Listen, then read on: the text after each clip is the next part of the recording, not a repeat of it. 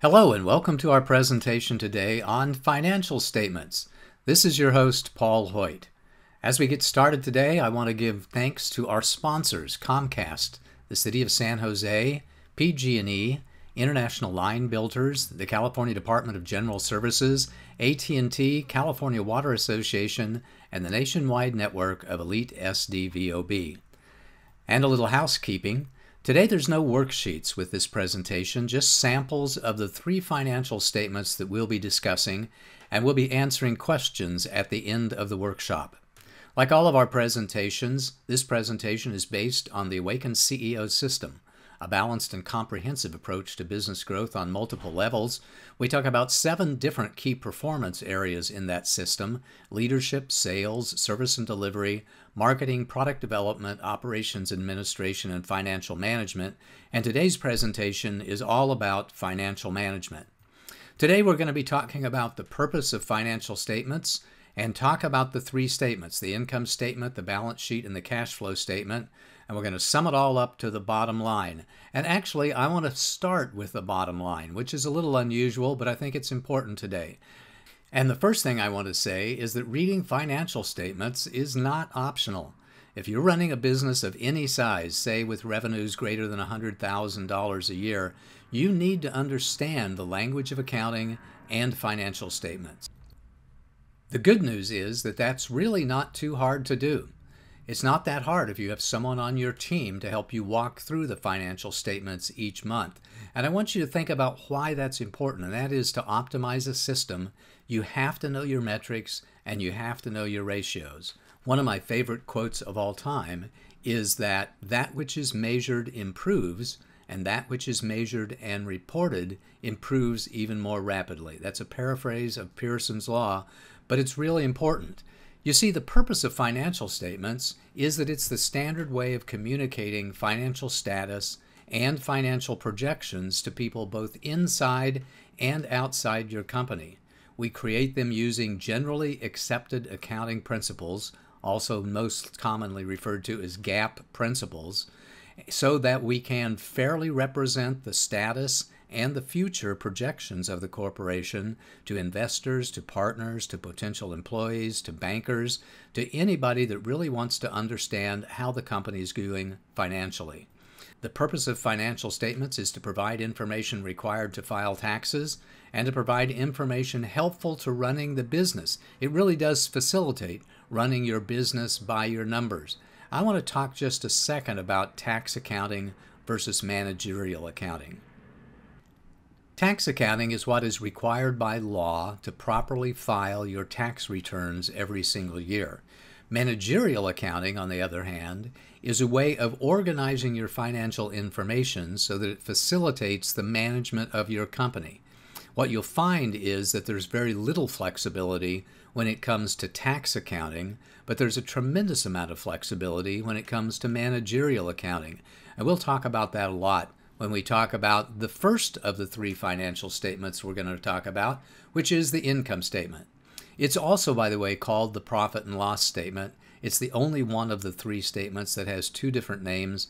I have no idea why it has 2 different names. Sometimes I refer to it as the P&L or the profit and loss statement, and sometimes I refer to it as the income statement. It basically shows where your money is coming from, all of the different revenue streams you have, and shows where your money is going to with all of the different expense categories that you might have. Properly configured, the income statement will help you determine what your break-even point is for the business, and we'll talk a little bit more about that in a second. And it really does facilitate running your business according to a budget, which for most larger companies is essential. People managing various departments need to understand what their budgets are so that they can manage their department according to a budget, and so that your entire company can run as expected and as promised to your investors and to your bankers. There are various sections to the income statement. The first is the revenues, followed directly by the direct costs, which is also called the cost of goods sold or variable costs, followed by the operating expenses and other expenses. And here's a sample income statement for you to take a look at right off the bat. In this particular income statement, you'll see the company had revenues of $10,000. They had direct costs of $5,000, giving them a gross profit of $5,000. They had operating expenses of $3,000, giving them an operating income of $2,000, other expenses of $500, taxable income of $1,500. They reserved for taxes for $450 and going to propose a net income of $1,050. That's an example of what an income statement looks like. Revenues as the top line, direct costs that are subtracted from it to get you your gross profit, then operating expenses, then other expenses, and then reserves for taxes yielding the net income at the bottom. Let's talk about each one of these sections individually. First, revenues. Typically with revenues, you list your products, product A, product B, product C, and followed by your services, services A, service B, less your returns, giving you your net sales. So with revenues, you have the opportunity of organizing your revenues however you choose to organize them. You can organize them according to locations or channels, such as splitting out your revenues by retail channels, wholesale channels, and internet channels, or you can organize them according to products or product line, whichever suits your business the best. Again, from a tax point of view, the IRS doesn't care. All they want you to do is make sure to declare all of your revenues. But from a managerial point of view, it may make sense for you to declare your revenues, to show your revenues, either by locations or channels, or by products or product lines. Following that comes your direct costs. And your direct costs is also called, by the way, the cost of goods sold, which is a term which makes a lot of sense when you are a product company, but not so much when you are a services company. Because direct costs can also include your subcontractor or direct delivery costs, can include commissions on all levels, internal on all levels, and external commissions paid to agents, brokers, affiliates, and all referral sources, and royalties and licensing fees, and don't forget about credit card fees. I'm a big fan of calling this direct costs instead of just calling it cost of goods sold, because in my experience in helping companies manage their financial conditions and develop financial projections, when they just think about direct costs as costs of goods, they have a tendency to forget about all of the other costs which are really essential to calculating your break-even and your gross profit, especially credit card fees. Many companies are surprised to find out that credit card fees can take from 2.5% to 3% of all of their revenues, and they don't account for it correctly when they're doing their pricing. Once you define and record your direct costs, the next thing on the income statement is the gross profit. So gross profit is the revenues minus all of your direct costs, and that shows you how much money you really get from a sale to pay for operating expenses and taxes and anything left over for net profit for the company. For most companies, the target gross margin is 50%, and notice I use the term gross margin there. Gross margin is always expressed as a percent. Gross profit is always expressed as a dollar amount. Knowing your gross profit is essential to helping you calculate your break-even point, which is one of the fundamental ratios you need to know as a manager and a leader in your business. So let's talk about break-even for a little bit. Essentially, the break-even point is when your gross profit equals your operating expenses and any other expenses that you might have. It's important for you to know the units to break even, which is the operating expenses divided by the gross profit of each of the units that you are selling, and it's important for you to know the revenues to break even, which is your operating expenses divided by your gross margin. Here's an example. If you have a $5 gross profit for every sale that you make and $5,000 in operating expenses, you have to sell 1,000 units in order to break even for the business. If you sell less than 1,000 units, you have less than $5,000 to contribute to your operating expenses, and you're going to go in the hole. If you sell more than 1,000 units with $5 gross profit for each unit, then you're going to have in excess of your break-even point, and you're going to have some left over for profitability of the business. Here's another example. If you have a 50% gross margin and $5,000 in operating expenses, that means you have to sell $10,000 worth of goods and services in order to break even on the business. And again, this is very, very important for you to know.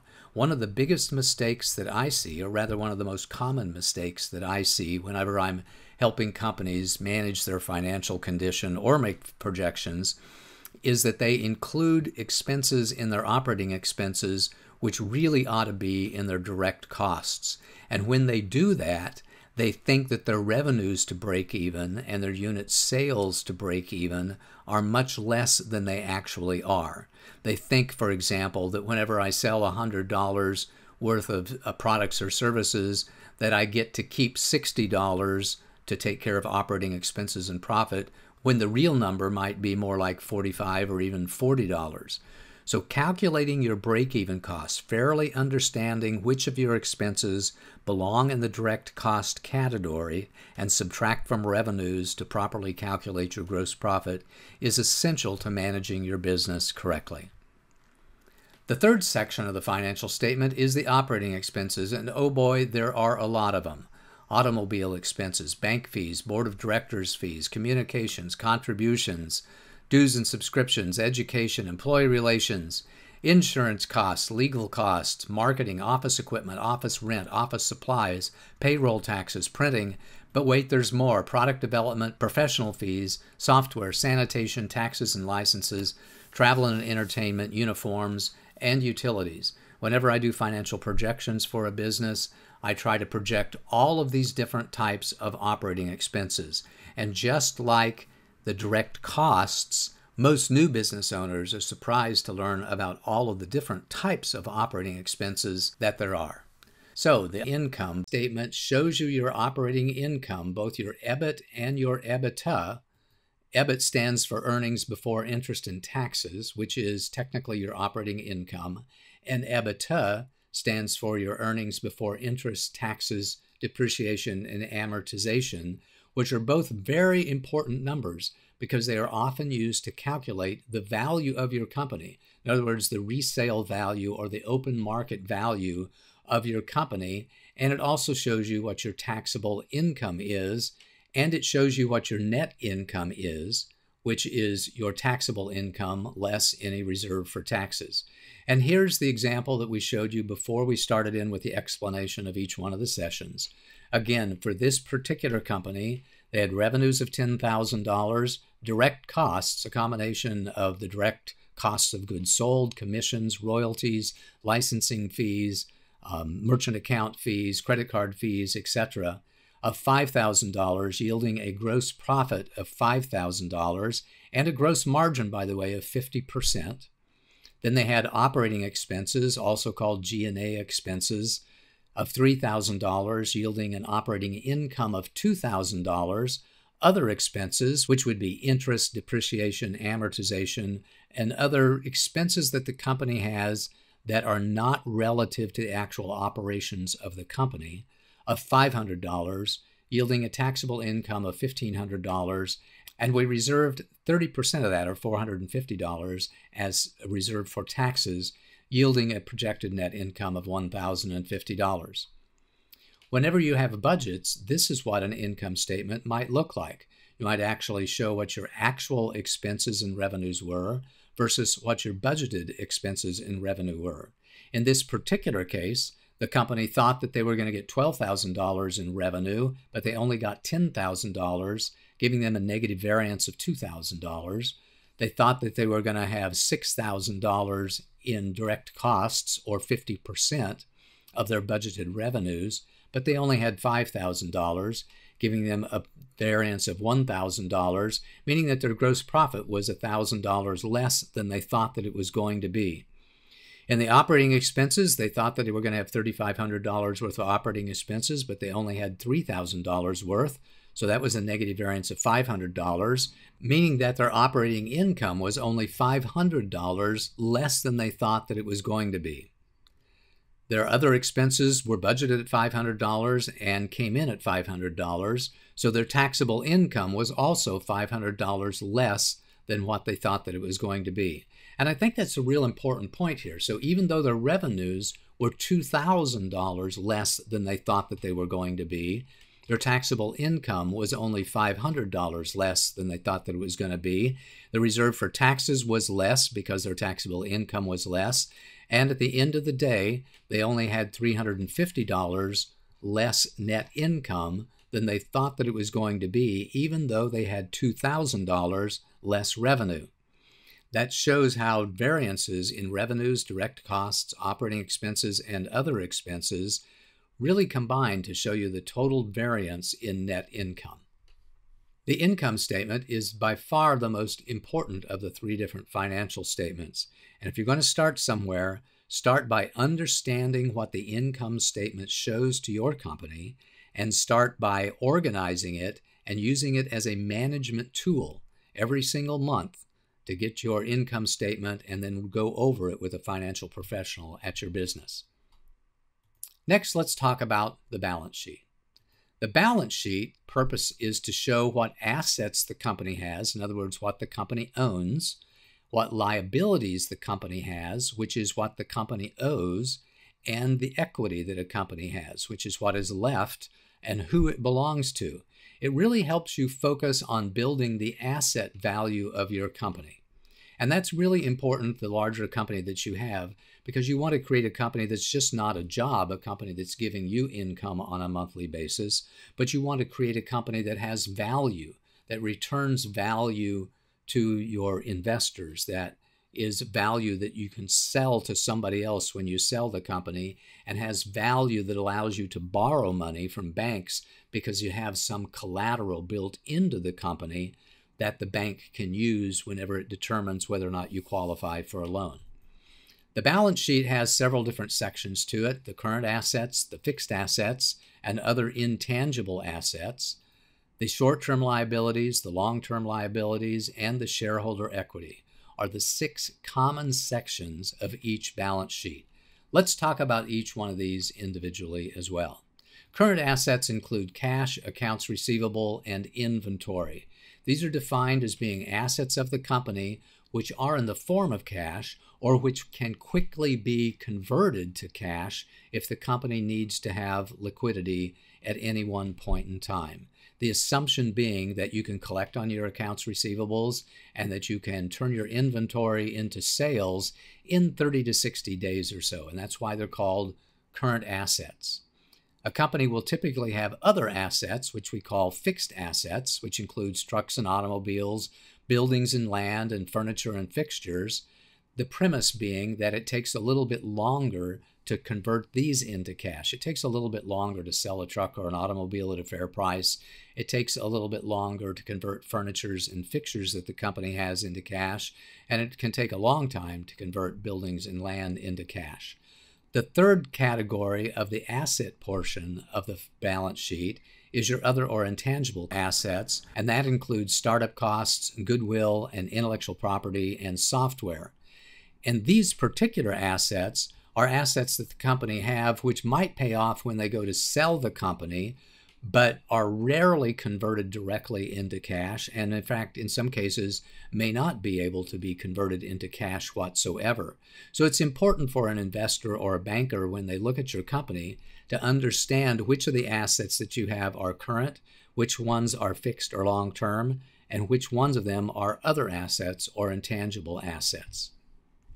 The balance sheet also shares your liabilities, which has short-term liabilities, which includes accounts payable, taxes payable, and salaries payable. And by definition, short-term liabilities are liabilities that you must pay within a year, and long-term liabilities would be notes payable, or liabilities that you don't have to completely pay within a year.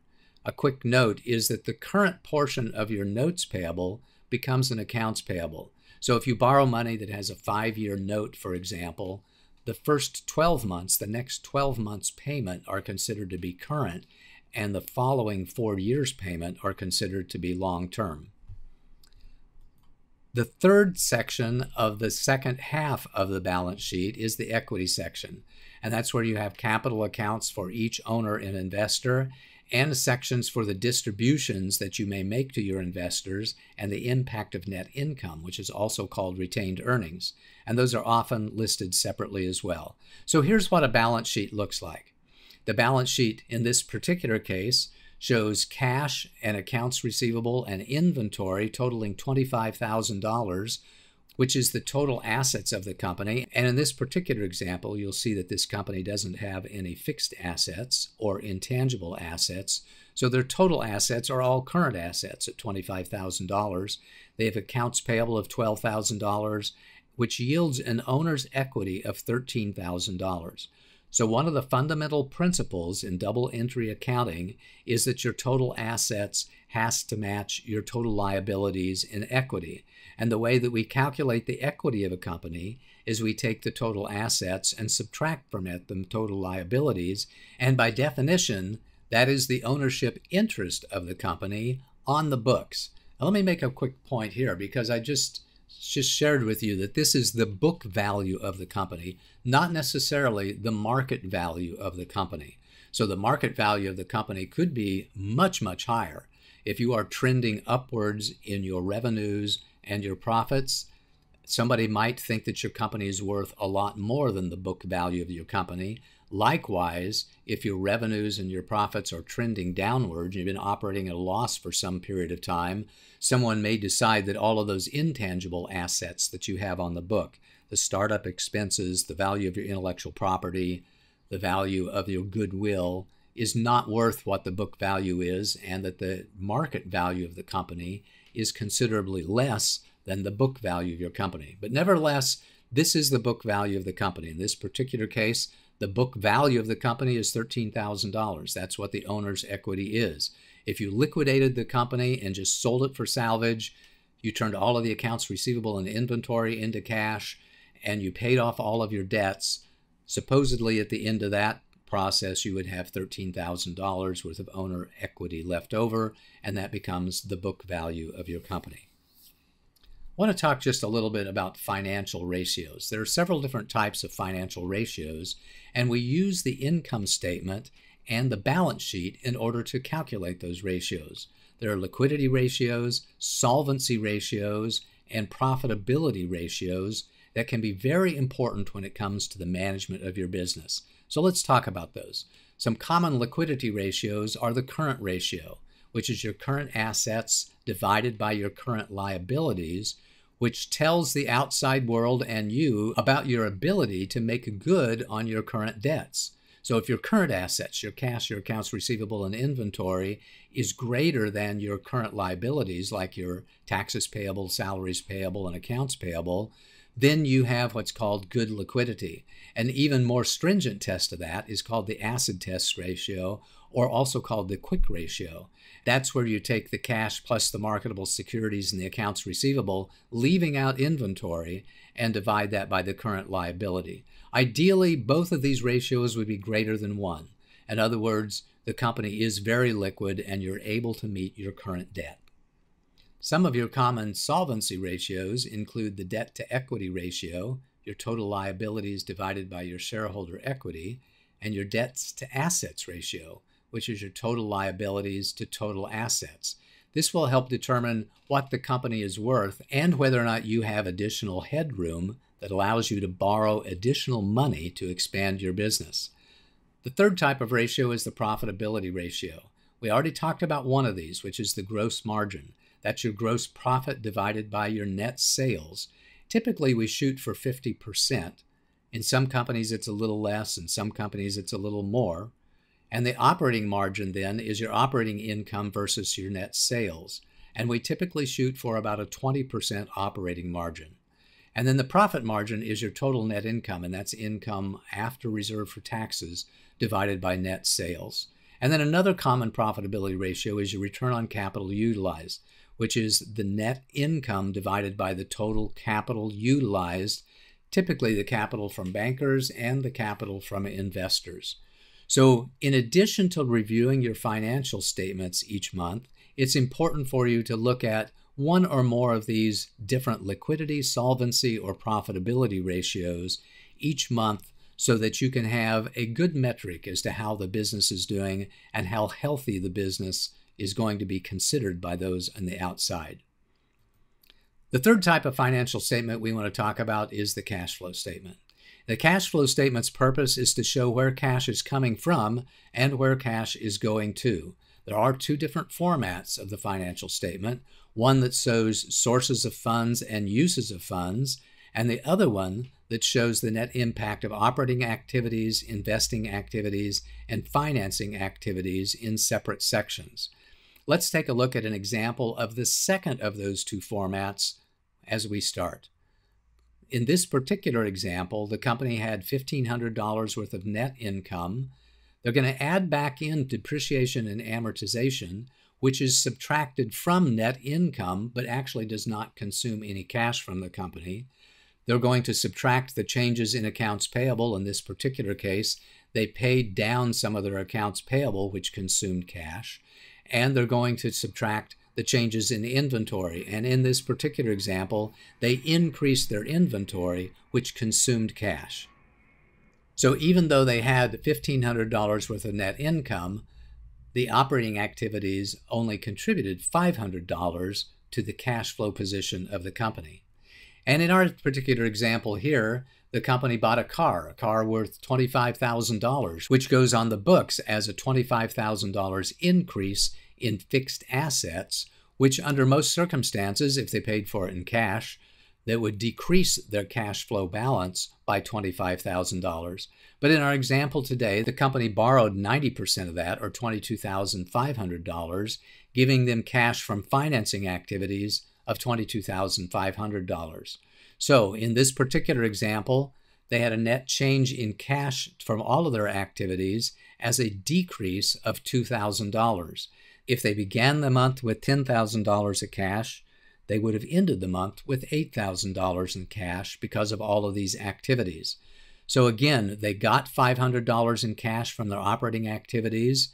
They spent $25,000 in cash from their investing activities, and they received $22,500 in cash from their financing activities, giving them a net change in cash, a decrease of $2,000, meaning at the beginning of the month, if they had $10,000, at the end of the month, they had $8,000.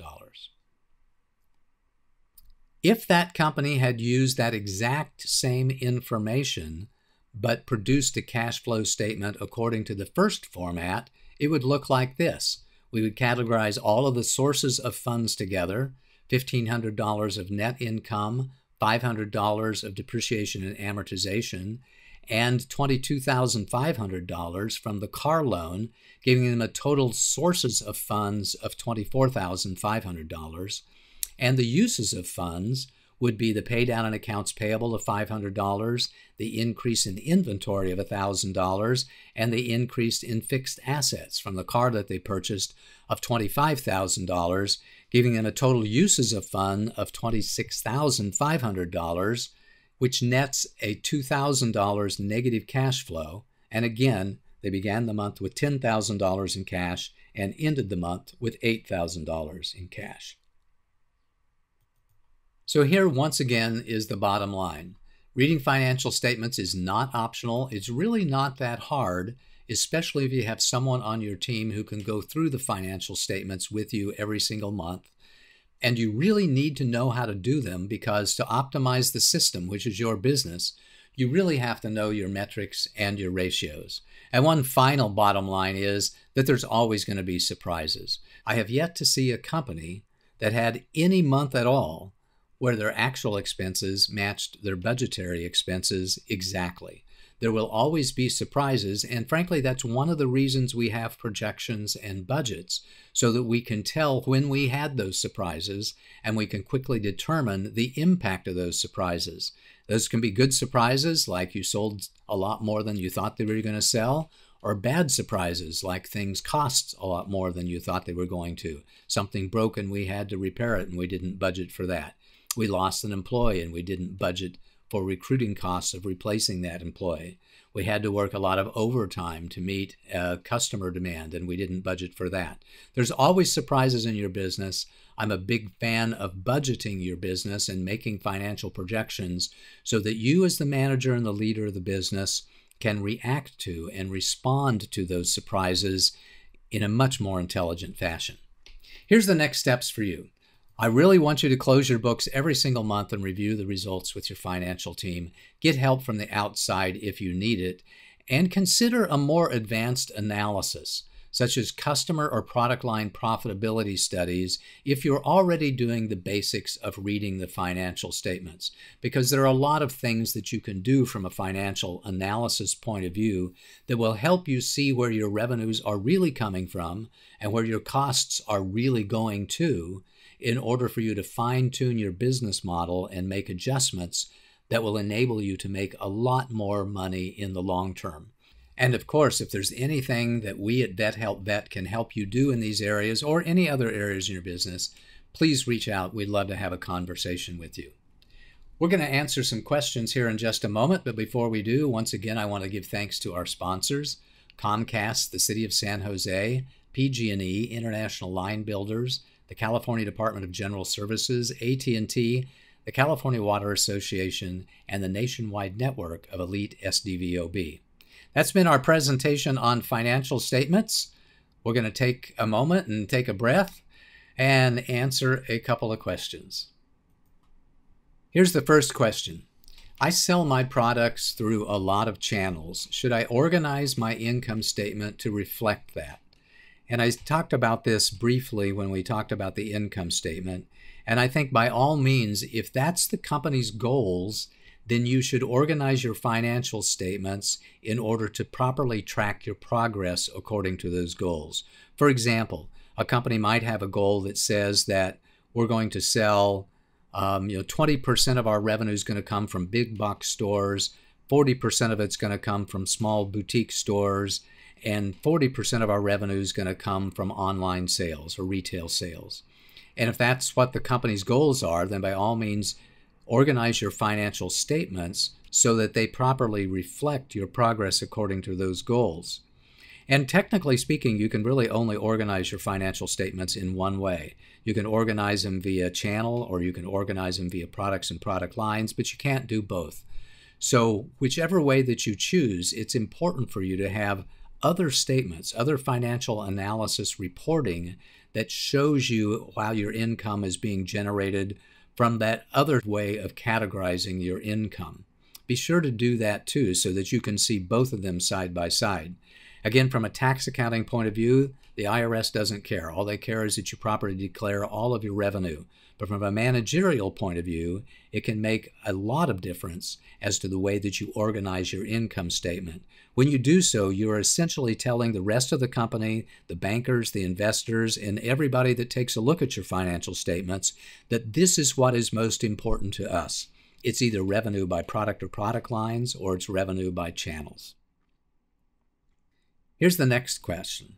Balance sheets are snapshots where P&L statements and cash flow statements are a running record. Can you please elaborate on this?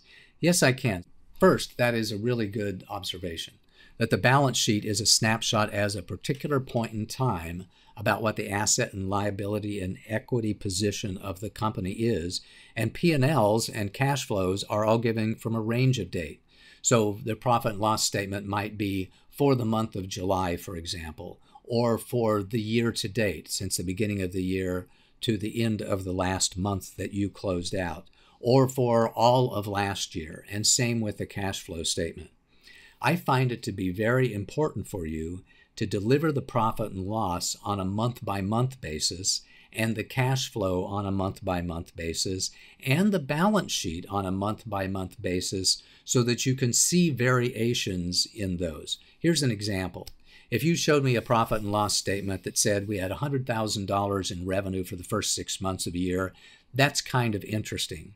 If you showed me the profit and loss statement month by month for the first 6 months of the year, and it showed $30,000 worth of revenue in the first month, only $5,000 in the second month, and the rest of that $100,000 in revenue split amongst the following 4 months, that shows me something that's even more interesting. It shows me that your revenues are front-end loaded like crazy, and that you get a tremendous amount of revenues in January, but not so much in the coming months of the year. An example of a business that might have that particular revenue profile would be a fitness studio or a weight management program, where people are signing up to take care of their bodies and to manage their weight in January, but not so much in February, and perhaps evenly throughout the rest of the year. So it shows me a lot more information. Likewise, if your balance sheet shows me that you have $1 million in inventory right now, that's not near as interesting as showing me that that inventory balance really went up and down for the first 6 months of the year, that you had $500,000 in inventory in January and $750,000 in inventory in February and $1.5 million in inventory in March, and that it goes up and down. It's by looking at the month-by-month balance sheet and the month-by-month profit and loss sheets and these cash flow sheets that you can really tell the financial story of the business.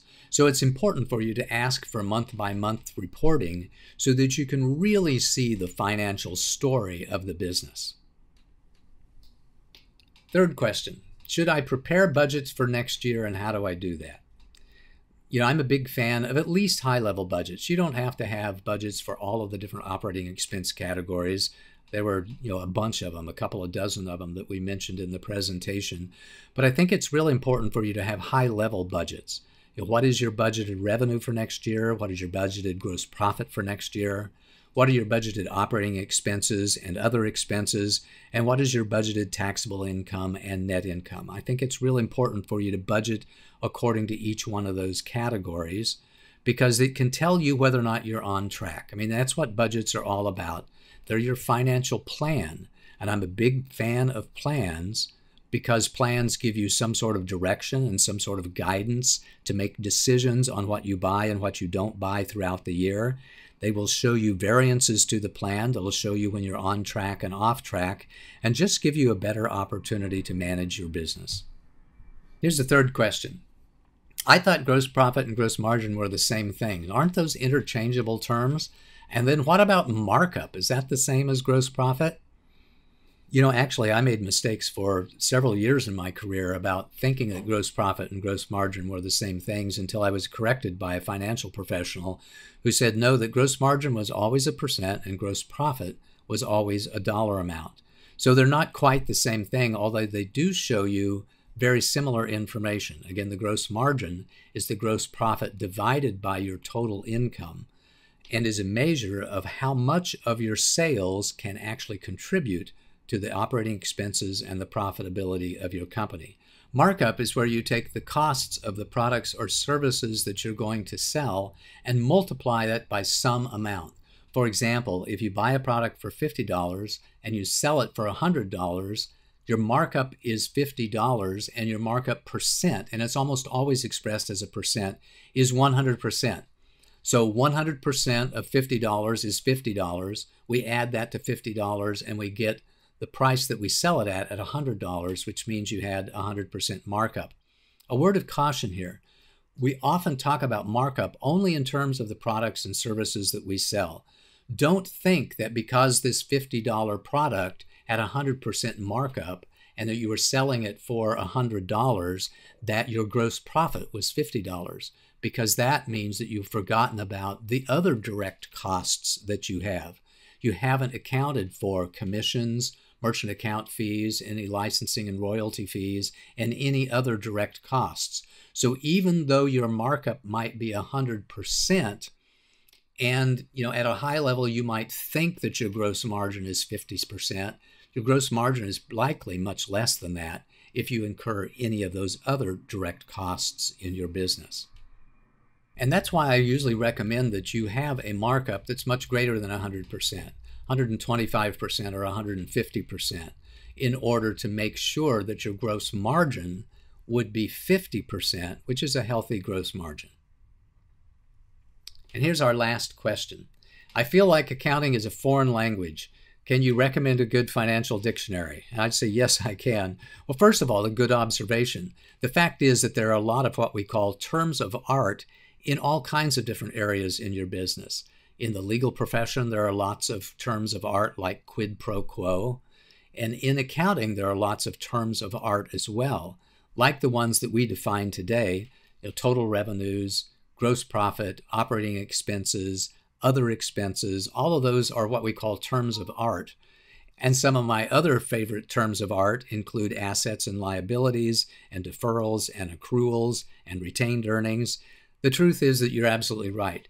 that accounting is kind of a foreign language, and it's probably a pretty good idea to treat it like a foreign language and make sure that you get definitions for each one of the terms of art, and make sure you're talking to somebody who can help you translate that foreign language into something that you can understand and can help you learn that language so that you can properly use it whenever you're communicating your financial condition and your financial projections to bankers, investors, partners, employees, and other people to whom it matters.